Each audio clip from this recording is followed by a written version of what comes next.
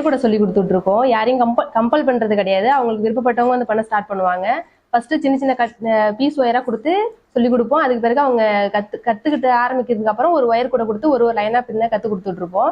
அதுக்கப்புறம் அவங்க ஃபுல்லா போட ஆரம்பிச்சதுக்கு அப்புறம் அவங்களை சுத்தி உள்ளவங்க இன்ட்ரெஸ்ட் எடுத்து அவங்க விருப்பப்பட்டவங்க எல்லாருமே கத்துக்க ஸ்டார்ட் பண்ணிட்டு இருப்பாங்க. அப்புறம் எல்லாருக்குமே நாங்க சொல்லி கொடுத்து ட்ரைன் பண்ணிட்டு இருக்கோம்.